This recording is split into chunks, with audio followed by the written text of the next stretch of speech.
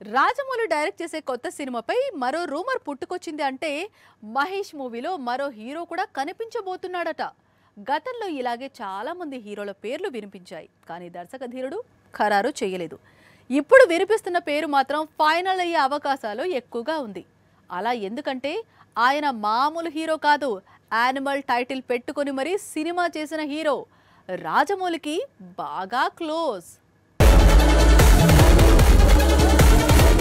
Bollywood hero Ranbir Kapoor Tollywood వరకు వస్తున్నాడా?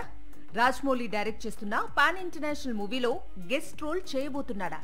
మహేష్ తో కలిసి స్క్రీన్ షేర్ చేసుకోబోతున్నాడా అంటే అవుననే అంటున్నాయి ఫిల్మ్ నగర్ వర్గాలు.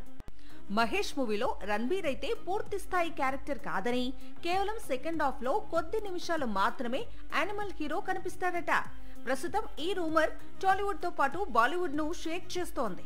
రణబీర్ కు గెస్ట్ రోల్ ఆఫర్ చేసి రాజమౌళి ఒక విధంగా బాలీవుడ్ మార్కెట్ ను టార్గెట్ చేసినట్లే. అయితే ఈ వార్తల్లో ఎంతవరకు నిజం ఉంది అనేది క్లారిటీ రావాల్సి ఉంది. గతంలో ఇలాగే నానా పటేకర్ పేరు, అలాగే విక్రమ్ పేరు, మాధవన్ పేరు వినిపించింది. కానీ ఎవరూ కూడా సెట్ లోకి అడుగు పెట్టలేదు.